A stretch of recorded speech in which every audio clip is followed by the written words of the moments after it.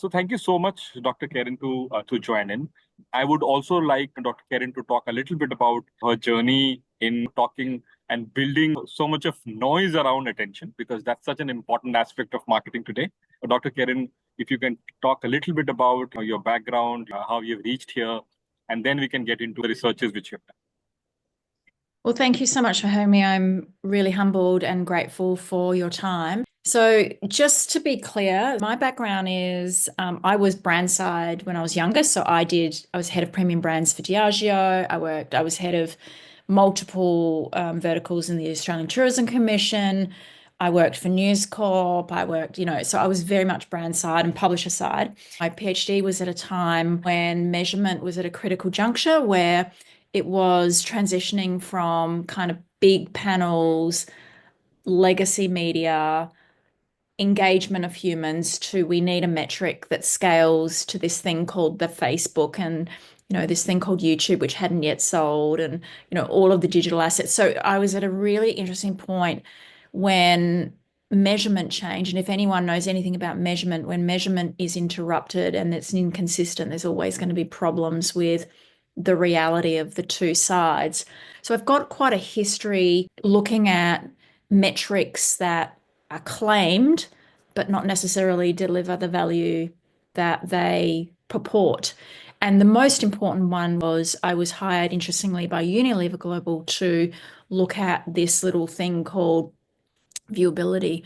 So at the time, a lot of the big CMOs, particularly the big FMCG CMOs, were challenging the concept of viewability and were saying, well, hang on, how can it be true that if my ad is 50% pixels and 2 seconds of time, that's enough? Why should I pay for that? So there was a big backlash in the early days when the standards were brought together. And so Unilever hired me to have a look at the gap between what I now call seen and served. I hired some technicians and we built some basic computer vision, just like Zoom or Google Share is filming us. I was filming you look at Facebook, look at YouTube. And then on top of that, I was collecting the data that sits behind your view. So what happened was I went, oh my goodness, there is a massive gap between delivery and watched, so seen and served. And even Unilever were shocked. And I said to myself, there's going to be a currency crisis. If this information gets out, there will be a currency crisis. And so I left the uni, so it's more than 8 years now. And I started this tiny little business, bootstrapped it for a while, and thought what I'll do is I'll do a bit of research and I'll just be a research business. We built better technology that was able to collect views. So we're now across 18 different countries. All of the panels that we have are real time, 17 platforms, 60 different formats. So we just kept building more and more data, and I kept finding more and more stuff around this problem. My first piece of work was called Not All Reach is Equal, and I made that up in 2017, and it became quite viral. And so there, the business kept growing to the point where now we actually deploy so using the ground truth, which we still do, so we're up to about 1.3 million humans in our panels, but we now model it so that human data, so it's 38 billion biometric points, but we model it across all countries, including India. So it came from being, I'll just do a little research business that should be fun for me, to, wow, I'm starting to see some systematic patterns and this industry has to change. And that's why we're here. Basically, what I wanted to do next, Spinnet, is just talk about some of the thinking that's shifted the category, which is sort of what you asked me. And by doing that without kind of going into a full-blown presentation, I just thought I would show you some of the most cited slides and kind of explain the context around that. Is that okay, Bennett? Do you want a thumbs up? Perfect. Okay. And then obviously we're going to have a session after, right? So as a group, we can kind of unpack that and ask me more detail, because normally I would present for a long time, but this is pretty quick. So this is perhaps one of the most important slides you'll ever see in the attention economy. This is the relationship between time in view and attention. Now, what that actually shows us is that time in view, remember, is the counter. So when your ads are on screen in digital, there's a counter going, how many seconds were your ad served or exposed? And that's what we use as the baseline. It became the default scene measure. So when we changed from human panels alone and we went to digital metrics, all the way back when I started my PhD, time in view was the default scene measure. But the problem is it's not seen, it's only served. So the relationship between attention, so someone looking, and the ad being served is extremely tiny. So I think you're lucky if it's a 1 in 5 charts that someone's looking at any 1 second. So this is why not all reach is equal, quite literally, because the relationship between time in view and actual attention varies so drastically across all of the different platforms and all the different formats. So that's a technical way of saying our measurement system is failing us because it only delivers served. It does not deliver seen, even though we use seen as a seen default. So this is why viewability fundamentally or critically underperforms. So this is another famous one. So I was the one that kind of called out that about 25% of the inventory that you buy gets actual attention, about 75% of it doesn't. So essentially 2/3 of your MRC compliant inventory gets zero attention against it. So I called that out years ago, and that's what started the oh my God, what is happening in our industry? If we're using viewability, why is it even valuable? And it's interesting because viewability became what I call the villain, but actually it's a victim because so right back in the day, there was an assumption that seen and served is the same thing.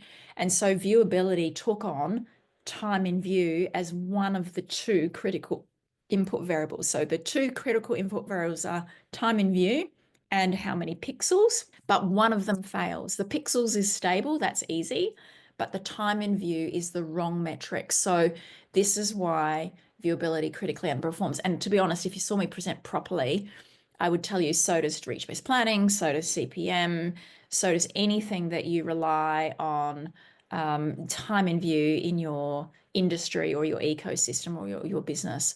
So quite clearly now, the gap between the two is vast.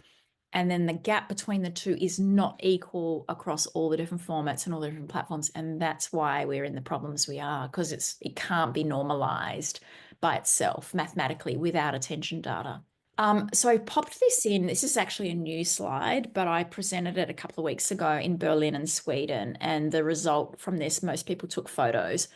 Because what's interesting is people kind of say to me, well, that's great, that's theoretical, but I'm not sure it really applies. Well, it does, because if you are doing anything to do with anything digital, they all use time in view as a critical metric of success. So I didn't put in the list, but if you go to Facebook or YouTube in terms of their ad manager, you'll see that their success metrics are cost per time in view, completion rates based on time in view, all in all. So what this graph shows you is the gap between seen and served.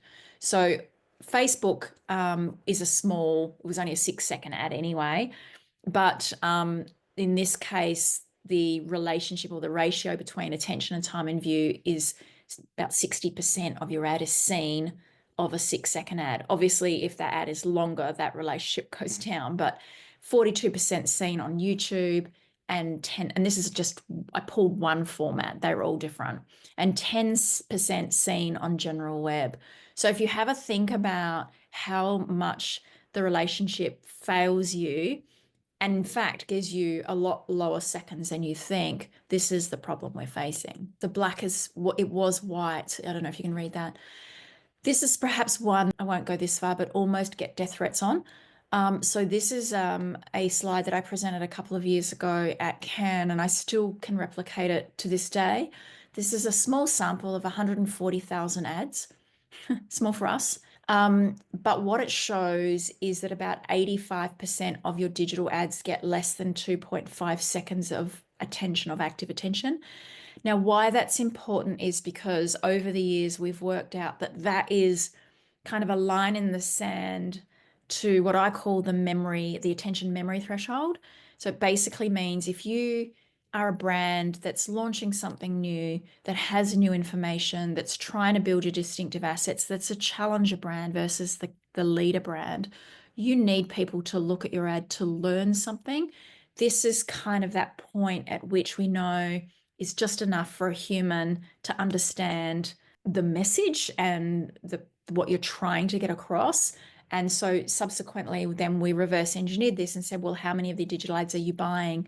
Even getting to this. Look out, I don't know if anyone's going to Cannes soon, but I've actually done a whole lot more on this, and I'm replicating. Has anyone heard of the cost of dull work that Peter Feld and Adam Grant did last year, which was looking at creative? So I've just replicated it, and we see the same, giving you a cost, an actual physical cost of what this is costing you. So this one, a lot of people hate, particularly the publishers, because a lot of marketers use this as a line in the sand, which they should, but the publishers hate me because the large majority of your inventory serves less than a second, to be quite frank with you. This is the other one. This is a little bit more complicated, but basically, because I'm going to talk about creative in a minute. So is this little thing called the chicken versus egg debate, where I'm going to talk about how creative fits in here. But before I do, is the reason why this is happening is because of the user experience of the platform.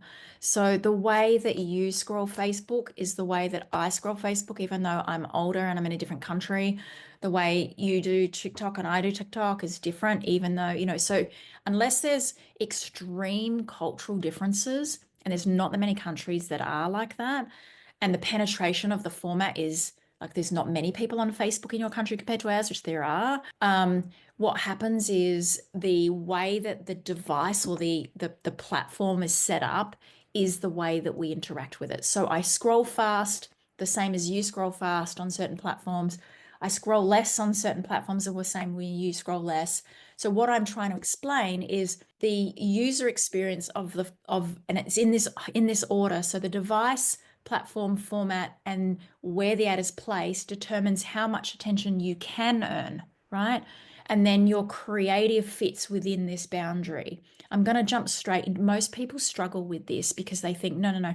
If I just build a beautiful piece of creative, then I'll get more attention. That's not how it works. So creative is the biggest, most important part of getting you the sale, because if your ad doesn't have a brand on it, no matter how many seconds of attention you get, you won't get a sale. But it's not the driver of how many attention seconds you can achieve. And so this led me to this thing I call it the chicken versus egg debate, which basically means which comes first, media or creative. And there was a piece in press a few years ago from Nielsen that ironically they were about to build a creative product, but they were trying to talk about creative being the most important, but they didn't isolate the effects of the media, and we do that. So creative can't help as much as you think. This is another slide. I'm nearly done. This is another slide that gets a lot of people struggling, particularly those in creative agencies.